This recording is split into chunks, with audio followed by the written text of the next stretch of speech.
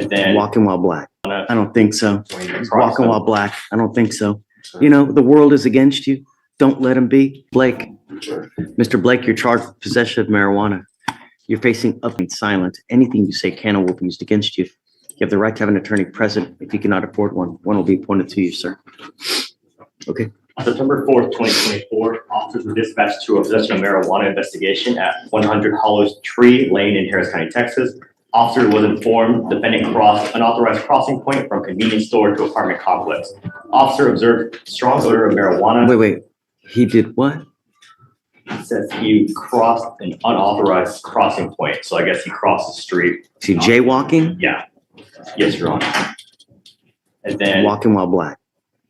and it says the officer observed a strong odor of marijuana, and he was informed that the defendant had begun to walk backwards upon being asked about marijuana by another officer. A PC search was conducted, and the officer observed a large sack of marijuana. I don't think so. Walking while black. I don't think so. I'm going to find no probable cause. Yes, Your Honor. Mr. Blake, be careful, man. You know, the world is against you. Don't let him be. Do something with your life. You know what I mean? The more you just, come on, man. All right, I'm going to have you just take a seat back, all right? Hang tight.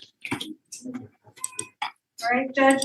Ms. Treadwell, you're charged with driving while intoxicated. You're facing up to 6 months in jail and or a $2,000 fine. We are going to do probable cause. You have the right to remain silent. Anything you say can or will be used against you. You have the right to have an attorney present. If you cannot afford one, one will be appointed to you, man. On September 4th, 2024, officers observed defendant's vehicle failing to maintain a single lane at 2600 Eldridge Parkway in Harris County, Texas. Officers observed defendant's vehicle swerve on multiple occasions, cross over center stripe lane divider, and on one occasion almost strike under the vehicle. Traffic stop was initiated. Officers made contact with the defendant, who was the driver of the vehicle. The officer observed lethargy, slurred speech. Defendant was read the DIC and refused blood. A blood search warrant was obtained and executed. Defendant was ID with a Texas driver's license. Did you say there was an odor of alcohol as well or no? No, Your Honor. Hey, Ms. Don't say anything. I'm sorry. Ms. Treadwell, I'm going to find that there's probable cause to go forward with your case. Do you have a Texas driver license, ma'am? Yes, sir. Do you have valid liability insurance in your name? Yes, sir. Okay, I'm ordering you now as a condition of your bond not to consume alcohol, illegal drugs, or unprescribed controlled medication. You need to understand if you're taking any kind of medication for depression or any other prescribed medication, controlled medication, it's still possible to abuse it, intoxicate, or make yourself, without the ability to drive. If you take too much, if you do something that you're not supposed to, you end up on the street again. I'm going to put you in jail. Do you understand that? Yes, sir. Does she have any prior DWIs? I will check, Your Honor. If you can run her NCIC, please. How old are you, ma'am? 32. What do you do for a living? I'm a case manager for individuals with mental health and IDD.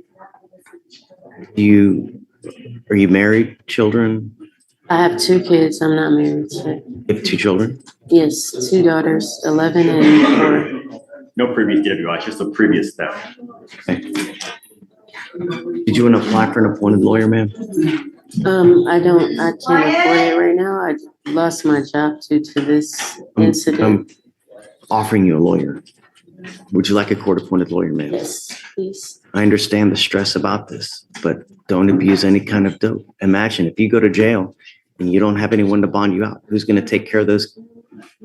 Ma'am, Ms. Treadwell, I want you to listen. I know you're thinking about what to say, then you don't listen. If you go to, I'm gonna listen. Yes, sir. if you go to jail and I can make your bond $15,000 and you don't have anyone to bond you out, who's going to take care of those 2 little girls? You need to consider this next time you're out there in the free world, because if I find that you're a danger, that you do something to violate these conditions, I'm going to put you in there. I'm not giving you any more PR bonds. Yes, sir. You understand? Yes, sir. Okay, I need you to fill out an application for me now. So deputy's going to give you an application. After that, I'm going to have you go to Victoria, sign a reset. You will eventually meet with Rachel for your bond conditions, and then we'll have you take your seat in the jury box. All right? Yeah. We'll direct you if you want to head that way. Okay, Yasha, hey, How are you? what's going on? Judge, I'm here on Mr. Tyrell, Ian Tyrell. He has the bond violation. Come up, Mr. Terrell. Pause right here. This is where a routine probable cause hearing turns into something much bigger. Probable cause isn't about guilt. It's just asking one question. Did the officer have a lawful reason to stop and search this person? And when the justification boils down to jaywalking plus odor, that's where courts have to step in. Because if walking across the street becomes grounds for a search, then everyone's rights shrink overnight. I'm sending you now for a drug test, sir. Sir. And then if you ever miss another drug test, I'm going to put you in jail, no questions asked, and I'm going to make your bond probably double what your felony is. Do you understand? Sir, As it stands, I ordered you not to consume alcohol or any kind of dope. We're going to test you now. We'll see what it shows, if anything. And then you have other things to do? yes, sir. You want to, can you come back? Yes. Okay, take a seat for me, Mr. Trump. We're going to find out here shortly. What did you test positive for? Sir. Is that why you keep going? I hear you over there, man. I stopped. Really? Sir, I have.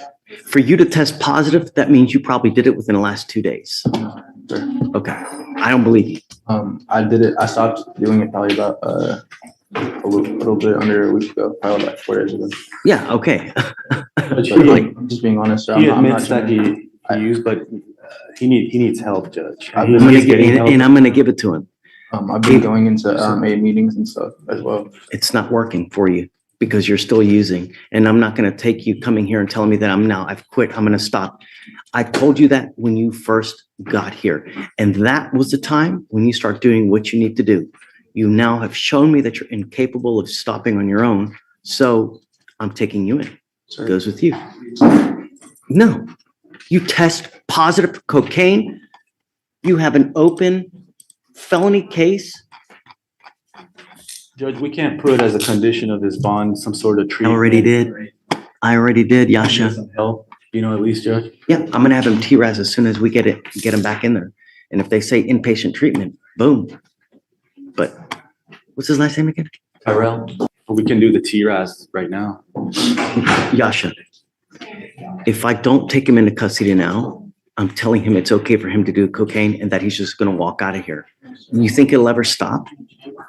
Really? You can test him on Monday again. He was out free and clear. He had the opportunity not to do it. He had the opportunity to clean himself. The only reason he's telling me now he wants to clean himself is because he's going in. That's the only reason, Yash. Mr. Terrell, if you think that you're going to use cocaine and that you're going to walk out of here, it's just not going to happen. Goes with you. Chance, please. I already gave you a chance. I'm a child, sir. I have just like one more Then chance. if you're using cocaine out in the free world, you have no business having a child with you. Do you think you could give me one more chance? No, he goes with you. Sorry, Mr. Terrell. It's not gonna happen. Sorry. I can't let him go, man. I can't. I know, and I'm gonna give it to him now. Come up, Miss Bautista. Go around the other way for me. You are Jasmine Bautista? Miss Bautista, you're charged with 2 cases. You're charged with That line right there, that's a legal mic drop. By finding no probable cause, the judge didn't just toss the weed, he erased the entire case. And notice something important. He still lectures Mr. Blake. That's the balance judges try to strike, holding people accountable without endorsing unconstitutional policing. It's a reminder that courts can criticize behavior and protect rights at the same time. a family member. You're also charged with terroristic threat of a family or household member. On both of those, you're facing up to a year in jail and or a $4,000 fine. We are going to do probable cause. You have the right to remain silent. Anything you say can or will be used against you. You have the right to have an attorney present during any questions and interviews of the state of Texas. If you cannot afford a lawyer will be appointed to represent you. Okay.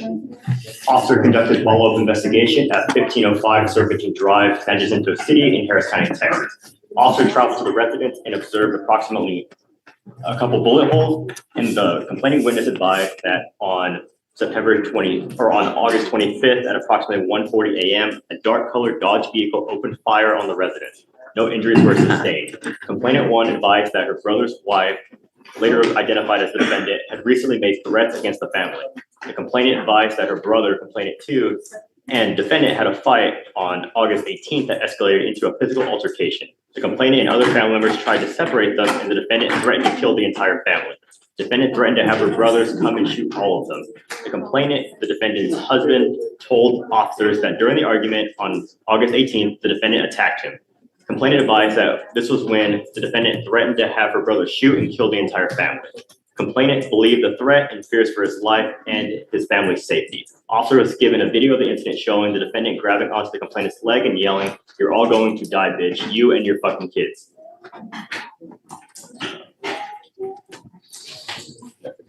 That statement, "you're gonna die," say that last statement again. "You're all going to die, bitch, you and your fucking kids." Witness, which is, I believe it was the defendant. Zamarripa? I believe. There's two complaining witnesses. There's the defendant's husband and then the defendant's husband's brother or sister, my apologies.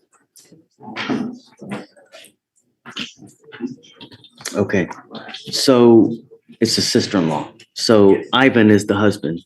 Are you currently married to this person? Okay. Did I hear you say anything about the assault? What did you say about the assault? No, you were, that was just the terroristic threat. In there, it says that there was a video of the defendant grabbing the complainant's leg. And then and there was also a physical altercation that they had to get involved in, separate them. Okay, well, tell me about the assault. There has to be some kind of, Can I have a response when he's done with that, yeah? absolutely. Let me see if I can find the OR, Your Honor. Sure. I have here, it says, on August 18th, 2024, the defendant, Jasmine Bautista, and the complainant were arguing and they were physically fighting. Raquel Zamarripa stated she saw the defendant scratching her brother. Raquel stated that she got involved to try to stop them from arguing and fighting, and that is when the defendant began screaming threats to her. The complainant and the other household members that she was going to have them all killed. The complainant statement, she believed the defendant could and would perform these threats. Yes, Your Honor, there's that, and then when she grabbed the complainant's leg. So there's that first physical altercation where they had to intervene, as well as whenever she grabbed the complainant's leg. Okay, so let me just read this to you so that you also get this. It says, affiant spoke with Ivan Zamarripa, the complainant, on or about August 29th, 2024, at the Jacinto City Police Department. Ivan stated that he has dated and lives with the defendant, Jasmine, for about a year. He stated that on August 18th, he was having a verbal argument with the defendant as she did not want him spending so much time with his family members, and that the defendant hit him and scratched him and bit him. Complainant stated a couple of his family or household members began to try to separate the defendant from him. As this was going on, the defendant screamed that she was going to have her brothers come to the residence and shoot all of them and that they were all going to die. Complainant stated the defendant also stated that she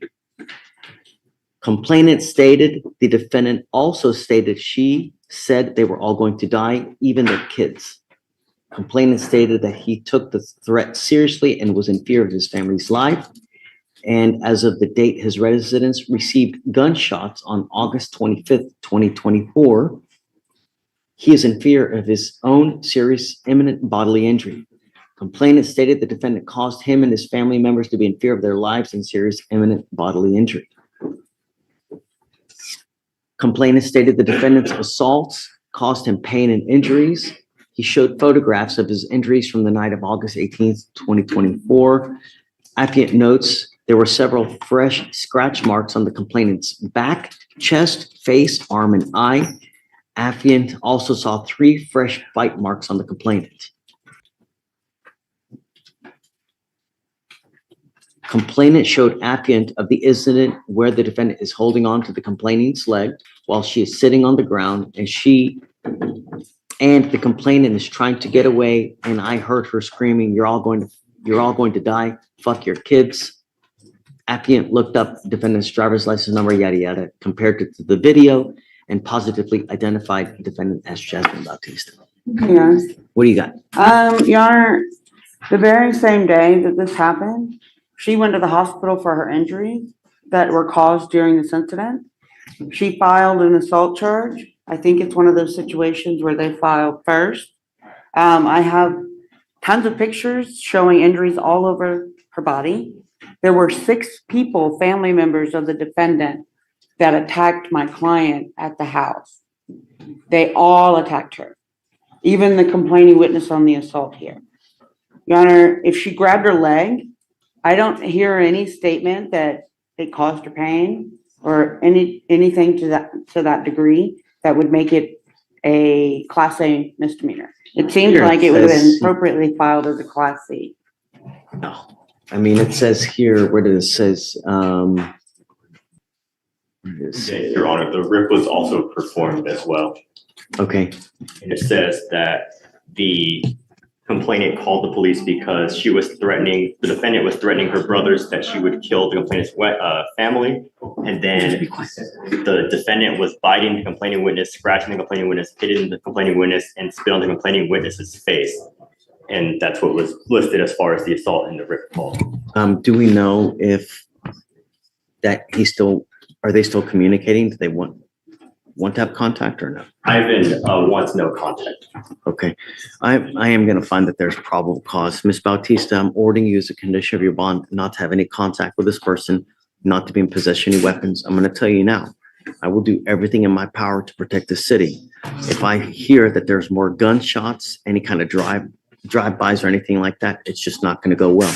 You're the one that's gonna end up going to jail. So just for now, cut ties, just go on. You have kids with this gentleman? Okay, it's wonderful. Just plenty of other fish in the sea. You know what I mean? Really, so many. Just please, there's a protective order in place. I would get to know it because if you violate the protective order, the state they will file additional charges against you. And then it's really going to go sideways. So please, no contact, no weapons, okay? The protective order extends to him and to Raquel Zamaripa as well. Do you have any questions?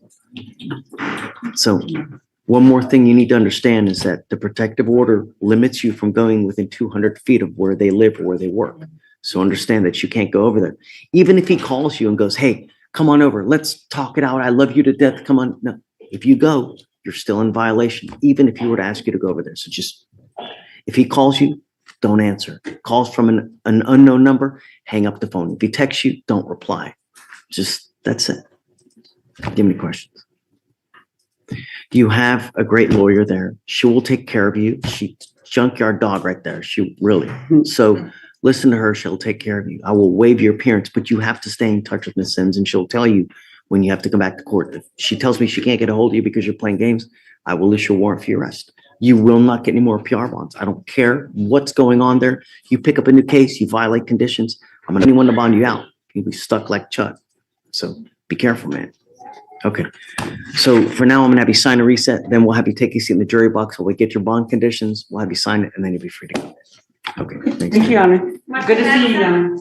This is the other side of judicial discretion, and it's brutal. Earlier, discretion protected someone from overreach. Here, discretion pulls the plug. Bond conditions aren't suggestions. They're contracts with the court. Violate them, and the judge's patience disappears fast. Locking him up isn't about punishment. It's about control and public safety when the court believes you won't stop on your own. Subscribe now and comment below. Was the judge's decision fair?